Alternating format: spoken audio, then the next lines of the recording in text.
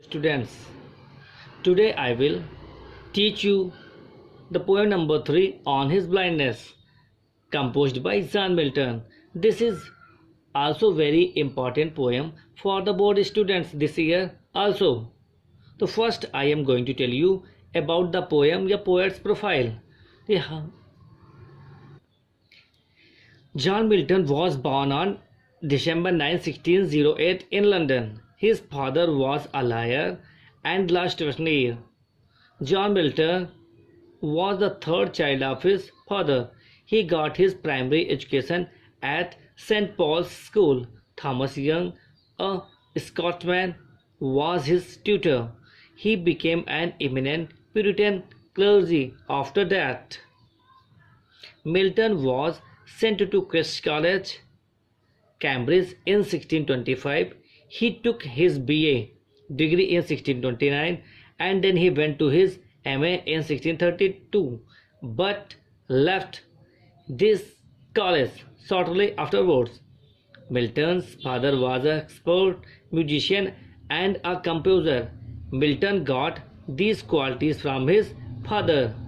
He was called the Lady of the College for his grace and beauty at Christ's College, Cambridge. Being a Puritan of faith, he was dedicated soul from his very beginning. He felt that he was fated to write immortal epic like the Paradise Lost and Paradise Regained. His object, therefore, therein was to justify the ways of gods to men. He married Mary Powell, then 16-year-old, in 1642. Mary Powell died on 5th May 1652 and he remarried in 1656 to Catherine Woodcock. She also died on 3rd February 1658.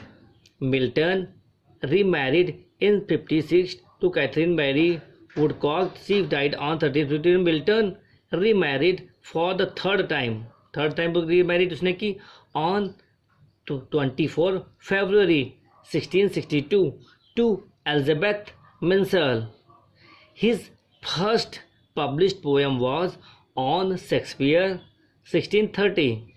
He wrote a time of the religious flux and political upheaval and the best known for his epic poem Paradise Lost. Now I am going to tell you about the poem. Some important points of the poem. On his blindness is a personal sonnet written by Milton. मतलब personal sonnet स्वयं का sonnet वो होता है जिसमें 40 lines होती हैं. The poem expresses the poets mental agony, मानसिक दुख को, आफ्टर बिकमिंग ब्लाइंड, जब वो अंधा हो जाता है तो उसके मानसिक दुख को प्रदर्शित कर रही है. He complains a God against the injustice done to him, कि वो गॉड के प्रति वो अपना दुख प्रस्तुत कर रहा है कि उसको अंधा क्यों कर दिया गया. He is almost like a rebel, अब वो एक विद्रोही हो गया है, विद्रोही के समान हो गया है. But soon he realises the supremacy of God and comes to know the resignation of the will of God is the best service to him. This realization gives him spiritual strength to endure his blindness with patience and to overcome his bitterness towards God. God does not need any man's service because thousands of angels are always ready to him. इस कविता में ये बताया गया है कि poet बहुत दुखी है. जॉन मिल्टन बहुत दुखी है क्योंकि वो 44 एज पर 44 साल की उम्र पर अंधा हो गया है. अब उसके अंदर जो एक टैलेंट था कविता लिखने का, अब वो लिखना नहीं पा रहा है और वो सोचता है कि इस प्रकार से अंधे हो जाने पर क्या वो ईश्वर की पूर्ण रूप से सेवा नहीं कर पाएगा. तो वो सोचता है और ईश्वर पर ब्लेम भी लगाता है और विचार विमर्श भी करता है. अंत में उसको ये रियलाइज होता है कि उसके द्वारा किए गए कार्य ईश्वर की सबसे अच्छी सेवाएं हैं, और वो सोचता है कि ईश्वर के पास हजारों देवदूत उसकी सेवा के लिए तैयार रहते हैं, कि ईश्वर को कभी भी किसी मनुष्य के लिए कार्य करने की आवश्यकता नहीं होती है। वे उसके आदेशों को पूरा करने के लिए देवदूत तैयार रहते हैं। जो व्यक्ति अपने भाग पर संतुष्ट रहते हैं, हमेशा शिकायत नहीं करते, वही सच्चे रूप से ईश्वर की सेवा करते हैं। Now we are coming to the text of the poem on his blindness. The first line is, the poem starts with, when I consider how my light is spent before my days in this dark world and wide. When I consider माने होता है think, विचार करना, सोचना। how my light माने प्रकाश, light of eyes is spent माने खर्च हो गई। एर माने बिफोर, हाफ माई डेज मेरे जीवन के आधे जीवन से पहले, मतलब 44 as per, in this dark अंधकार युक्त संसार, एंड वाइड में विस्तृत, एंड दैट वन टैलेंट माने योग्यता, abilities, which is that to hide माने छिप जाएगी, लॉज मीन रिमेन्ड पास रही, विद मी यूजलेस में बेकार निरर्थक, दो माने यद्यपि, my soul more bent, soul means आत्मा, मोर बेंट माने एनर्जियस उत्सुक इच्छुक, to serve means service, there with my maker मैंने बनाने वाला, कौन मेरे बनाने वाला, कौन मेरे गॉड मेरे ईश्वर, एंड प्रेजेंट माने प्रस्तुत करना, शो आउट करना, माई ट्रू अकाउंट सच्चा खाता, बही खाता, लेखा जोखा, लस्ट माने कहीं ऐसा ना हो कि, ही गॉड के लिए ही है, रिटर्न कर दे, वापस कर दे, चाइड मीन्स कॉल्ड, फटकारना, डांटना, rebuke, doth God exact day labour जीवन दिन में परिश्रम करने वाला, लाइट डिनीट आंखों का प्रकाश डिनीट हो गया, डिनीट माने दूर हो जाना, टेकन अवे वंचित हो जाना, आई फाउंडली आस्क, फाउंडली माने मूर्खतापूर्ण, फुलिशली, बट पेशेंस माने धैर्य, इंड्योरेंस, टू प्रिवेंट में चेक करना, रोकना। अब पोएट जॉन मिल्टन बता रहा है कि when I consider how my time spent, जब मैं कौन, पोएट जॉन मिल्टन, जब मैं सोचता हूँ कि इस अंधकारपूर्ण संसार में, तथा कौन सा विस्तृत है, इस अंधकारपूर्ण और विस्तृत संसार में अपनी आधी आयु पूरी करने से पहले मेरी आंखों का प्रकाश या मेरी आंखों की ज्योति किस प्रकार मुझसे दूर चली गई, एंड दैट वन टैलेंट, और मेरे अंदर जो एक टैलेंट है, मतलब तब पोएट बताया, तथा जो मेरे अंदर एक टैलेंट है, कौन, पोएटिक टैलेंट, काव्य लिखने का टैलेंट, काव्य की प्रतिभा, जो मेरे अंदर एक काव्य की प्रतिभा है, जिसे विच है दैट टू हाइड, जिसे छिपाना नैतिक मृत्यु के समान है। कैसी है वो, जिसे छिपा लेना कैसा है, नैतिक मृत्यु के समान है। लॉज में यूजलेस, वो कैसी है, मुझ में बेकार पड़ी हुई, निरर्थक पड़ी है, though my soul is more bent, यद्यपि मेरी आत्मा, कैसी, किसकी आत्मा, पोएट की आत्मा, यद्यपि मेरी आत्मा उस काव्य प्रतिभा को रचयिता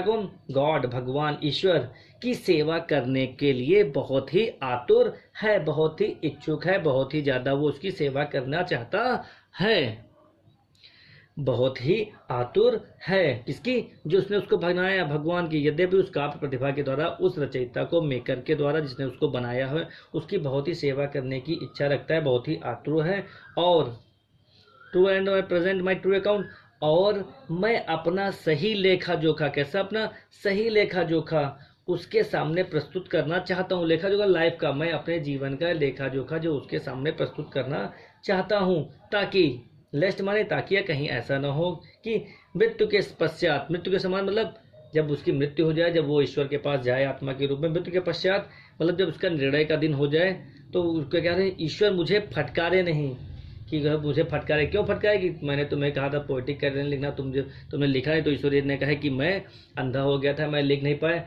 ने कहा मैंने तुम्हें तो टैलेंट दिया था। तो पोएट यही सोच रहा है कि अपना लेखा जोखा उसके सामने प्रस्तुत करना चाहता हूँ, ताकि मृत्यु के पश्चात ईश्वर मुझे फटकारे नहीं, मुझे डांटे नहीं, फटकारे नहीं।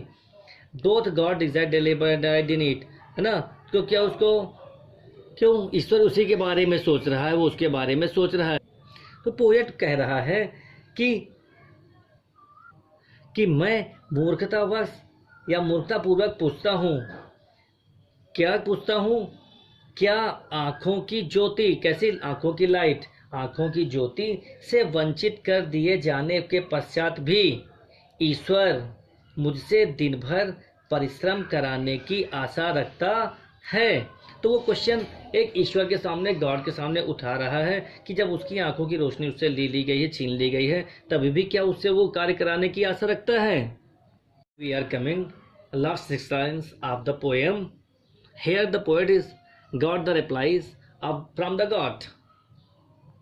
अब पोएट को यहाँ पर रिप्लाई मिल जाती है, उसको सब अपने प्रश्नों के आंसर मिल जाते हैं। तो डैट मर्मर मीन्स कंप्लेंट, शिकायत। सून रिप्लाइज माने उत्तर प्राप्त जाता है, प्राप्त कर लेता है। गॉड डोंट नॉट नीड माने जरूरत आवश्यकता, आइदर्स मैंस वर्क मनुष्य के कार्य, अथवा और his own gift, his God के लिए हिज ओन गिफ्ट उसको दूसरे उपहारों की। Who best bear his mild yoke, mild माने लाइट, हल्के से, योक माने बैल के कंधों पर रखे जाने वाला जुआ। यहाँ इसका तात्पर्य है कष्ट या मुसीबत से, मतलब पोएट यहाँ पर प्रस्तुत कर रहा है कष्ट, जो मुसीबत जब बैल के ऊपर रखे जाते हैं कंधों पर तो उनको भी कष्ट होता है। तो उसी प्रकार से यहाँ मनुष्य के लिए भी कष्ट और मुसीबत के लिए वर्ड योग का यूज किया गया है। दे सर्व मीन सर्विस, हिम गॉड की बेस्ट, हिज स्टेट, ये स्टेंजा बहुत ही लास्ट एक्सप्लेन के लिए बहुत सबसे ज़्यादा इंपॉर्टेंट है। हिज स्टेट इज इंग्लिश से लेकर के स्टैंड एंड वेट तक, ये बहुत ही इंपॉर्टेंट स्टेंजा है। हिज स्टेट मीन्स पोजीशन, अवस्था, स्थिति, इज किंगली राजसी, thousands at his bidding, his God के लिए है। बिडिंग माने कमांड, आदेश। स्पीड माने गति के साथ। एंड पोस्ट मूव स्विफ्टली, तेजी से चलते रहते हैं, मूव स्विफ्टली। लैंड में पृथ्वी, जमीन। एंड ओशन महासागर, विदाउट रेस्ट, बिना किसी आराम के। दे आल्सो सर्व सर्विस, सेवा। वो only stand and wait, stand खड़े रहते हैं, वेट में प्रतीक्षा करते हैं अपनी बारी की। तो अब पोएट इन लास्ट 6 लाइन्स में बता रहा है कि जॉन मिल्टन कह रहा है कि दैट मर्मर सून रिप्लाइज, इस बड़बड़ाहट मतलब जो शिकायत उसकी जो है, इस बड़बड़ाहट या शिकायत को रोकने के लिए धैर्य किसका, कवि की अंतरात्मा को उसको शीघ्र ही उत्तर दिया। किसकी अंतरात्मा है कि कवि की अंतरात्मा ने उसको शीघ्र ही उत्तर दिया। अब यहाँ पर आते हैं हम लोग, God don't not needs man's work, ईश्वर को ना तो मनुष्य के द्वारा किए गए किसी कार्य को, ईश्वर को ना तो मनुष्य के द्वारा किए गए किसी कार्य की आवश्यकता है, और ना वह कौन, गॉड, और ना वह अपने उपहार के बदले कुछ चाहता है, गिफ्ट के बदले वो कुछ चाहता नहीं है। ईश्वर की सच्ची सेवा, उसकी सच्ची सेवा कैसे हो सकती है? ईश्वर की सच्ची सेवा वही व्यक्ति करते हैं जो उसके द्वारा दिए गए हल्के से कष्टों को भी सर्वोत्तम ढंग से सहन करते हैं। उसके द्वारा माइल्ड कष्ट जो हल्के से योग को दिया गया है, दर्द को दिया गया है, वे लोग आसानी उसको सहन करते, उससे वंचित नहीं रहते, उससे भयभीत नहीं होते हैं। दे सर्व हिम बेस्ट, वे ही वास्तव में ही उसके सबसे अच्छी या सर्वोत्तम ढंग से सेवा करते हैं। Now we are going to the last stanza of the poem. His state is kingly, his state उस ईश्वर की, इस गॉड की स्टेट पोजीशन कैसी है? राजसी है, राजशाही, राजा के समान है। ईश्वर की स्थिति राजशाही है, राजसीय है, अर्थात उसकी स्थिति राजा के जैसी ही है। Thousand and his bidding speed, क्योंकि हजारों, उसके लिए हजारों देवदूत क्या होते हैं? उसके लिए हजारों देवदूत हैं, वे उसकी आज्ञा का बिना आराम किए, विदाउट रेस्ट, वे उसकी आज्ञा का बिना आराम किए तुरंत पालन करने के लिए पृथ्वी, कहाँ पर? पृथ्वी तथा समुद्र में उपस्थित रहते हैं, हमेशा पृथ्वी और समुद्र में उसके लिए उपस्थित रहते हैं। They also serve stand and wait, जो स्वयं को ईश्वर की इच्छा पर छोड़ देते हैं। ईश्वर की वास्तव में सच्ची रूप से सेवा वही करते हैं, ईश्वर की सच्ची सेवा वे ही करते हैं। They also serve in stand with, और वे वास्तव में उनकी सेवा करते हैं। हु ओनली स्टैंड विद, और हमेशा ईश्वर के साथ ही उन जगहों पर खड़े रहते हैं और अपनी बारी की प्रतीक्षा करते रहते हैं कि कब गॉड उनसे कहेंगे तो वो उनके लिए कार्यों को करेंगे। इसलिए जॉन मिल्टन को लास्ट में ये रियलाइज हो जाता है गॉड की इम्पोर्टेंस, गॉड के लिए बारे में, गॉड की सुप्रीमेसी के बारे में, कि गॉड की ऑलमाइटी के बारे में, ईश्वर कैसा है, उसकी शक्ति सामर्थ्य कैसी है। तो उसको रात में वो अपना रिपेंटेंस जो पछतावा था वो उसको छोड़ देता है, रिजाइन कर देता है। अंत में उसको ये एहसास हो जाता है। तो ये कंप्लीट हिंदी मीनिंग सहित इस पोएम में जानकारी मैंने दी आपको। आप सभी लोग इसको देखिए, पढ़िए, ध्यान लगाइए, मन से इसको डेडिकेट करिए, मेडिटेट करिए और अब बोर्ड में अच्छे नंबर को प्राप्त करने की कोशिश करिए। नेक्स्ट वीडियो में मैं इसके बारे में सेंट्रल आइडिया इस पोएम की और इम्पॉर्टेंट एक्सप्लेनेशंस को आपके लिए प्रस्तुत करूँगा जो बहुत ही इम्पॉर्टेंट होंगे।